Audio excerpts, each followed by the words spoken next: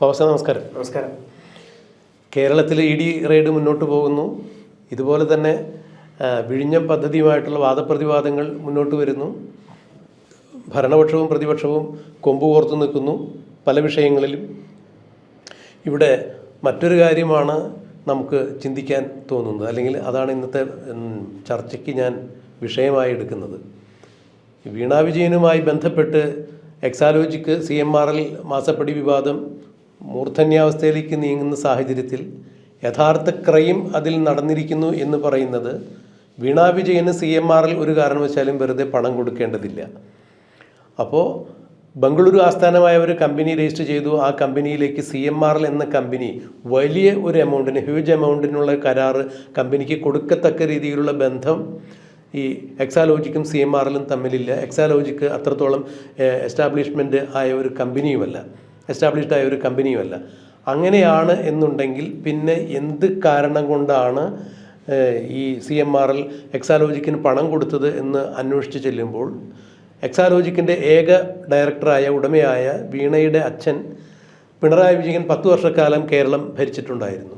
കേരളം ഭരിച്ചു എന്ന് പറയുന്നത് മാത്രമല്ല, ഈ സമയത്ത് എല്ലായ്പ്പോഴും പരിസ്ഥിതി വകുപ്പും മൈനിങ് വകുപ്പുമെല്ലാം കൈകാര്യം ചെയ്തിരുന്നത് പിണറായി വിജയൻ എന്ന മുഖ്യമന്ത്രി തന്നെയായിരുന്നു.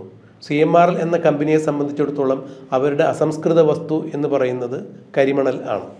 അപ്പോൾ ആലപ്പുഴ തോട്ടപ്പള്ളി മേഖലയിൽ നിന്നുള്ള കരിമണൽ CMRLിലേക്ക് കിട്ടുവാൻ മറ്റു മാർഗങ്ങളൊന്നുമില്ല. കാരണം സ്വകാര്യ മേഖലയ്ക്ക് കരിമണൽ ഖനനം നിഷേധിച്ചുകൊണ്ട് കേന്ദ്രത്തിൽ നിന്നും 2019 ഉത്തരവിറങ്ങിയിട്ടുണ്ടായിരുന്നു.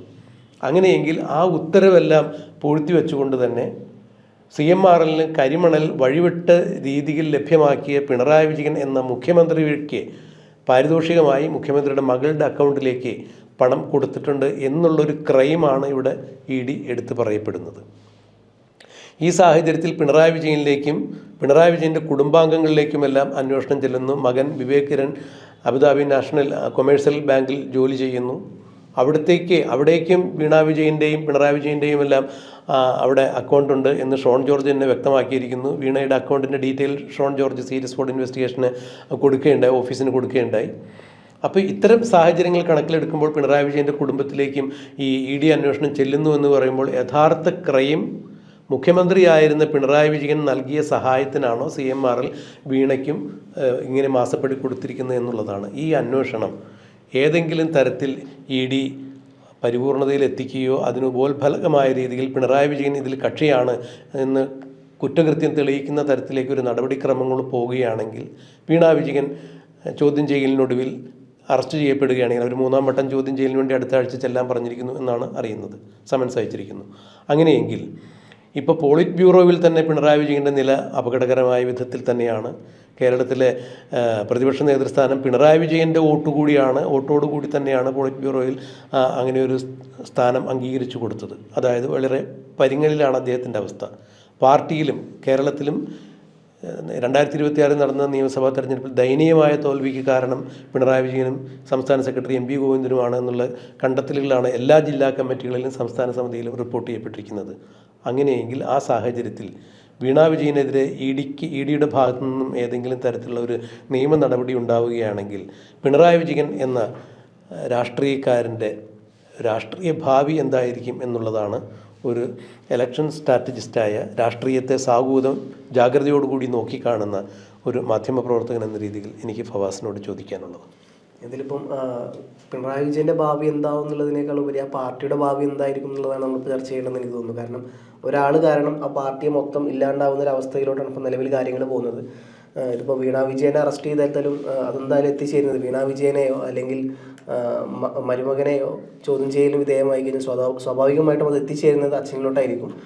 അച്ഛൻ, അതായത് പിണറായി വിജയനെ അറസ്റ്റ് ചെയ്താൽ ആ പാർട്ടിയുടെ സമുന്നതനായ നേതാവ് അല്ലെങ്കിൽ ഇനി അത് തനിക്കപ്പുറത്തൊരു നേതാവില്ലാത്തൊരവസ്ഥയിൽ ആ പാർട്ടി നിലവിൽ എത്തിക്കഴിഞ്ഞിട്ടുണ്ട്.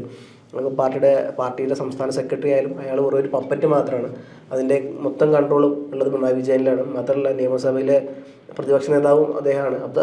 അതുകൊണ്ട് നോക്കുമ്പോൾ എല്ലാ കാര്യങ്ങളും ഒരൊറ്റ വ്യക്തിയിലോട്ട് മാത്രമാണ് കേന്ദ്രീകരിക്കുന്നത്. ആ വ്യക്തിയാണ് ഇപ്പോൾ പാർട്ടിയെയും അതേപോലെ പ്രതിപക്ഷ സ്ഥാനത്തെയും കൈയാളുന്നത്. അതുകൊണ്ട് ആ പിണറായി വിജയൻ എന്നുള്ള ഒരാൾ അസ്തമിച്ചു കഴിഞ്ഞാലും ആ പാർട്ടി നിലനിൽക്കേണ്ടതുണ്ട്. പക്ഷേ ഇങ്ങനെ പോവുകയാണെന്നുണ്ടെങ്കിൽ പിണറായി വിജയൻ എന്തായാലും അസ്തമിക്കും. അതിപ്പം ഞാനോ സാറോ ആരതായാലും ശരി, കുറച്ച് കാലം കഴിഞ്ഞാൽ നമ്മളെല്ലാവരും അവസാനിക്കും. പക്ഷേ നമ്മൾ തുടക്കം കുറിച്ച അല്ലെങ്കിൽ നമ്മൾ നേതൃത്വത്തിലിരുന്ന ഒരു പാർട്ടി അല്ലെങ്കിൽ ഒരു സംഘടന, ഒരു ഓർഗനൈസേഷൻ, ഒരു ഇൻസ്റ്റിറ്റ്യൂഷൻ അത് നിലനിന്ന് പോകുക എന്നുള്ളത് വലിയ കാര്യം തന്നെയാണ്. പക്ഷേ ഒരാൾ കാരണം ആ പാർട്ടി ഒന്നടങ്കം ഇല്ലാണ്ടാവുന്ന ഒരു അവസ്ഥയിലോട്ടാണ് പോകുന്നത്. അല്ല, അതിൻ്റെ ഏറ്റവും ദയനീയമായ വശം എന്ന് പറഞ്ഞാൽ ഫവാസെ, ഈ 1957 ലോകത്തിൽ ആദ്യമായി കമ്മ്യൂണിസ്റ്റ് പ്രസ്ഥാനം അധികാരത്തിൽ വന്നത്, ബാലറ്റിലൂടെ അധികാരത്തിൽ വന്നത് നമ്മുടെ കൊച്ചു കേരളത്തിലാണ്.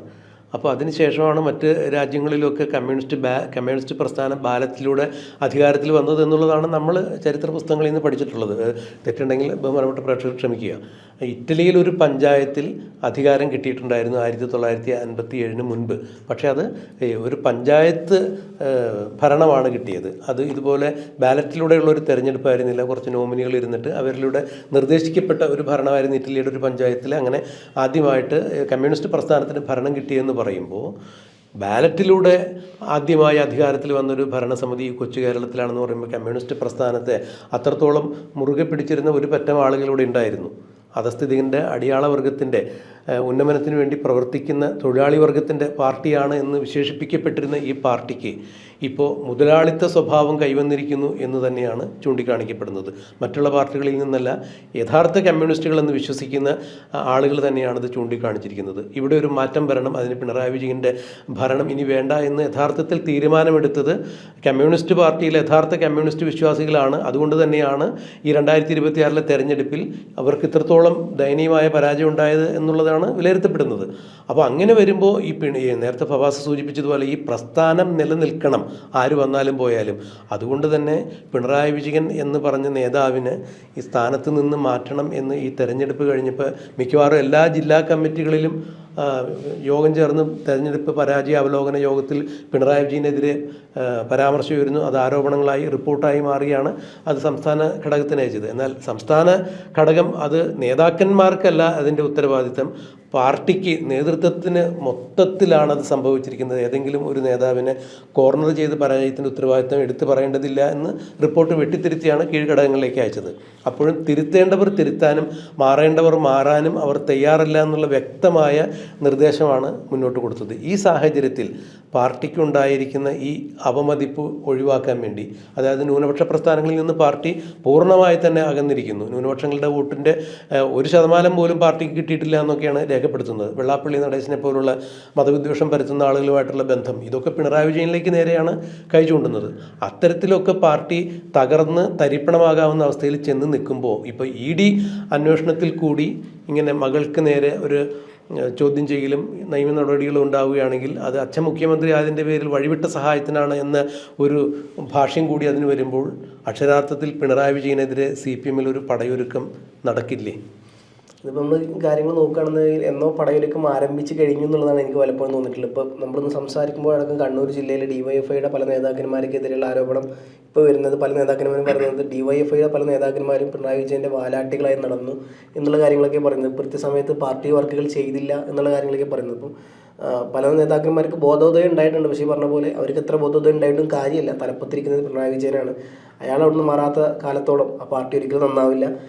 പിന്നെ മറ്റൊരു കാര്യം നോക്കുകയാണെന്നുണ്ടെങ്കിൽ ഇപ്പോൾ നമ്മൾ ഇത്ര മാത്രം നോക്കിയാൽ തെക്കൻ ജില്ലകളിൽ എന്തുകൊണ്ടാണ് BJP ഇത്ര വളരുന്നത് എന്നുള്ളത്, അത് ഈ CPM എന്നുള്ള പാർട്ടി ശോഷിച്ചു പോകുന്നതിൻ്റെ കാരണം കൊണ്ട് തന്നെയാണ്. ഇപ്പോൾ BJP പിടിച്ച 7 മണ്ഡലങ്ങളും 3 മണ്ഡലങ്ങളും നിലവിൽ CPM-ൻ്റെയും CPI-ൻ്റെയും ചാത്തന്നൂർ അല്ലേ ഏറ്റവും കൂടുതൽ ഈഴവരുള്ള ഒരു നിയോജക മണ്ഡലമാണ് ചാത്തന്നൂർ എന്ന് പറഞ്ഞാൽ. പക്ഷെ ആ ചാത്തന്നൂർ വരെ BJP പിടിച്ചു എന്ന് പറയണമെങ്കിൽ മനസ്സിലാക്കണം, ഈഴവര് വോട്ട് തന്നെ സാർ നേരത്തെ പറഞ്ഞു ന്യൂനപക്ഷ വോട്ടുകൾ പോയി എന്നുള്ളത്. ന്യൂനപക്ഷം മാത്രമല്ല, ഈ ഒരു ഇലക്ഷനിൽ പോയിട്ടുള്ളത് ന്യൂനപക്ഷത്തിന് കൂടെ തന്നെ സ്വന്തം ഇത്രയും കാലം CPM-ൻ്റെ എന്താ പറയുക ആ ഒരു ഐഡിയോളജിക്ക് കൂടെ നിന്ന ഈഴവ സമുദായമായിരുന്നു. ആ ഈഴവ സമുദായത്തിൻ്റെ വോട്ടടക്കം പാർട്ടിക്ക് നഷ്ടപ്പെട്ടു. അത് BJP-യിലേക്ക് കൺസോളിഡേറ്റ് ചെയ്യപ്പെടുന്നു എന്നുള്ള കാര്യങ്ങളാണ്. അതിൻ്റെ ഏറ്റവും വലിയ ഉദാഹരണമാണ് ചാത്തന്നൂർ പിടിച്ചത്. കണ്ണട ചരിവാളിൽ കുത്തിയിരുന്ന ആളുകൾ ഇപ്പോൾ താമരയ്ക്ക് കുത്തി. അപ്പോൾ ഇത്രയും കാലം പാർട്ടിക്ക് കൃത്യമായി കിട്ടിയിരുന്ന വോട്ടായിരുന്നത്. ബാക്കി ഏത് വോട്ട് പോയാലും കേഡർ വോട്ട് പാർട്ടിക്ക് പോയിട്ടുണ്ടായിരുന്നു. പക്ഷേ ഈ ഒരു ഇലക്ഷനിലോട് കൂടി പാർട്ടിക്ക് അങ്ങനെ ഒരു കേഡർ സിസ്റ്റം ഇല്ല എന്നുള്ളത് കൂടി ഒരവസ്ഥയിലോട്ട് പാർട്ടി പോയി കഴിഞ്ഞു. അതുകൊണ്ടാണ് തളിപ്പറമ്പിലും മറ്റ് സ്ഥലങ്ങളിലും ഈ പറഞ്ഞ പോലെ അമ്പലപ്പുഴയിലൊക്കെ വിജയിക്കാനുള്ള കാരണം, കോൺഗ്രസ് സപ്പോർട്ട് ചെയ്ത സ്ഥാനാർത്ഥികൾ വിജയിക്കാനുള്ള കാരണം ഈ പറഞ്ഞ പോലെ പാർട്ടിയുടെ കമ്മ്യൂണിസ്റ്റ് ഉരുക്ക് ആൾക്കാർ വരെ പാർട്ടിക്ക് മാറ്റി വോട്ട് ചെയ്തു എന്നുള്ളതിൻ്റെ കൃത്യമായ ഉദാഹരണമാണ്. ഇപ്പം ഇങ്ങനെ പോവുകയാണെന്നുണ്ടെങ്കിൽ അത് വിദൂരമല്ലാത്ത ഭാവിയിൽ ആദ്യം CPM നേരിടാൻ പോകുന്ന അടി, അത് കണ്ണൂർ ഓൾറെഡി അവർ അടി നേരിട്ട് കഴിഞ്ഞു. ഇനി അവരുടെ കോട്ട എന്ന് പറയാൻ അങ്ങനെ പ്രത്യേകിച്ച് ഒരു കോട്ടകളൊന്നുമില്ല. ഒരു മട്ടന്നൂർ വേണമെങ്കിൽ പറയാം, നിലവിൽ പിണറായി വിജയൻ മത്സരിക്കുന്ന മണ്ഡലം, അങ്ങനെ ഒരു 3-4 സ്ഥലങ്ങൾ വേണമെങ്കിൽ ഇപ്പോൾ നമുക്ക് പറയാം. അതിനപ്പുറത്തോട്ട് തെക്കൻ കേരള ആയിരുന്നു CPM-ൻ്റെ ഏറ്റവും വലിയ ഉരുക്ക് കോട്ട എന്ന് പറയുന്നത്. എല്ലാവരും പറയാറുണ്ട് CPM-നെ സംബന്ധിച്ച് അവരുടെ ഏറ്റവും വലിയ കോട്ട അത് കണ്ണൂരാണെന്ന്. പക്ഷേ അങ്ങനെയല്ല, കൊല്ലം, തിരുവനന്തപുരത്തിൻ്റെ കുറച്ച് ഭാഗങ്ങളാണ് CPM-ൻ്റെ ഏറ്റവും വലിയ കോട്ട. ആ കൊല്ലത്തടക്കം മിക്കുറി UDF തൂത്തുവാരി എന്നുള്ളത് കാണുമ്പോൾ കാര്യങ്ങൾ വളരെ കൃത്യമാണ്. അത് വിദൂരമല്ലാത്ത ഭാവിയിൽ CPM ഇല്ലാണ്ടാവുന്നുള്ളതും അതിലുള്ള മുഖ്യ കാരണക്കാരനായി പിണറായി വിജയൻ മാറുന്നുള്ളതും ഇനി വരാൻ പോകുന്ന മത്സരം BJP CPM എന്നുള്ള ഒരു നേരിട്ട മത്സരത്തിലോട്ട് സാധനം പോകുന്നുള്ളത് വളരെ കൃത്യമാണ്. അതിൻ്റെ ഭാഗം കൂടിയാണ് ഈ വിഷയവുമായി ബന്ധപ്പെട്ട പല കാര്യങ്ങളും. കോൺഗ്രസ് മത്സരം അതല്ലേ? ഇനി ഫ്യൂച്ചറിൽ വരാൻ പോകുന്ന ഇത്രയും കാലം പടം നടന്നുകൊണ്ടിരിക്കുന്നത് CPM വാസ് കോൺഗ്രസ് അല്ലെങ്കിൽ LDF വാസ് UDF എന്നുള്ളൊരു സാധനമായിരുന്നു. BJP ഒരു മൂന്നാം കക്ഷിയായിട്ട് പോലും പല ആൾക്കാരും പരിഗണിച്ചിട്ടുണ്ടായിരുന്നില്ല. പക്ഷേ ഇനി വരാൻ പോകുന്നത് തെക്കൻ കേരളമാണ് അതിൻ്റെ ഏറ്റവും വലിയ ഉദാഹരണം. ഇപ്പം നിലവിൽ നമുക്ക് കാണിച്ചു തന്നിട്ടുള്ളത് BJP 3 സ്ഥലങ്ങൾ പിടിച്ചു കഴിഞ്ഞു. ഏകദേശം 12ഓളം മണ്ഡലങ്ങളിൽ BJP 2ാം സ്ഥാനത്ത് എത്തിക്കഴിഞ്ഞു. അതിൽ നല്ല ശതമാനം പോയിട്ടുള്ളത് നബി പറഞ്ഞ പോലെ LDF-ൻ്റെ മണ്ഡലങ്ങളാണ്. അപ്പോൾ അതിനർത്ഥം BJP പിടിക്കുന്നത് മൊത്തം പിണറായി വിജയൻ എങ്ങനെയൊക്കെ പാർട്ടിക്ക് ക്ഷയിപ്പിക്കുന്നോ അത്രത്തോളം അപ്പുറത്തത് LDF BJPക്ക് പേരാകുന്നു എന്നുള്ളതാണ്. അല്ല, എനിക്കിപ്പോൾ ഇതിൽ തോന്നിയ കാര്യം, ഫവാസ് ഇലക്ഷൻ സ്ട്രാറ്റജിസ്റ്റ് തന്നെയാണ്. അപ്പോൾ കൃത്യമായൊരു നിരീക്ഷണം അതിൽ നടത്തിയിരിക്കുന്നു. നല്ല വലിയ ഫലപ്രദമായൊരു അവലോകനം തന്നെയാണ് നടത്തിയിരിക്കുന്നത്. പക്ഷേ എനിക്ക് തോന്നുന്നു ഇപ്പോൾ ഈ BJP തന്നെ അവരുടെ തൊഴുത്തിൽ കുത്തുകൊണ്ടാണ് ഈ 3 സീറ്റിലേക്ക് ഒതുങ്ങിയത്. അല്ലെങ്കിൽ എങ്ങനെയെങ്കിലും 5 സീറ്റെങ്കിലും അവർക്ക് കിട്ടുമായിരുന്നു എന്ന തരത്തിലാണ് കാര്യങ്ങൾ മാറിയത്. അപ്പോൾ അതിൻ്റെ കാരണം അവരുടെ ക്രമാനുഗതമായ വളർച്ച കാണാതെ പോകുന്നു, അല്ലെങ്കിൽ വളർച്ചയ്ക്ക് ഘടകമായി വന്നിരിക്കുന്നത് CPM-ൽ ഉണ്ടായിരിക്കുന്ന ഇത്തരത്തിലുള്ള അപജയങ്ങൾ തന്നെയാണ് എന്ന തരത്തിലേക്ക് CPM-ൻ്റെ പരാജയ അവലോകന യോഗത്തിൽ തന്നെ എടുത്തു പറഞ്ഞിരിക്കുന്നു. അപ്പോൾ അവരുടെ വർഗശത്രുക്കൾ ആധിപത്യം സ്ഥാപിക്കുന്നു. അവരുടെ കോൺഗ്രസ് പാർട്ടിയുടെ സീറ്റുകളല്ല BJP പിടിച്ചെടുത്തത്. അത് അവർക്ക് ഏറ്റവും വലിയ നാണക്കേടായി മാറുന്നു. ഇത് കണക്കിലെടുത്ത് നോക്കുമ്പോൾ തീർച്ചയായും പിണറായി വിജയൻ്റെ CPM-ലുള്ള ഭാവി വലിയ അവതാളത്തിൽ തന്നെയാണ്. ഇനി മുഖത്ത് നോക്കി ആളുകൾ ഇറങ്ങിപ്പോകും. കൊല്ലം പാറശാലയിലാണെന്ന് എനിക്ക് തോന്നുന്നു ഏരിയ കമ്മിറ്റിയിൽ പിണറായി വിജയൻ പ്രതിപക്ഷ നേതൃസ്ഥാനം മാത്രമല്ല MLA സ്ഥാനം കൂടി രാജിവെക്കണം എന്നാണ് അവർ ആവശ്യപ്പെട്ടത്. കാരണം ഇന്നീ കേരളം ഭരിക്കും കാരണഭൂതൻ എന്നുള്ള തിരുവാതിരപ്പാട്ടൊക്കെ ഓർഗനൈസ് ചെയ്ത് ആ കമ്മിറ്റിയാണ് എന്നുള്ളതാണ് ഞാൻ മനസ്സിലാക്കുന്നത്, പാറശാല.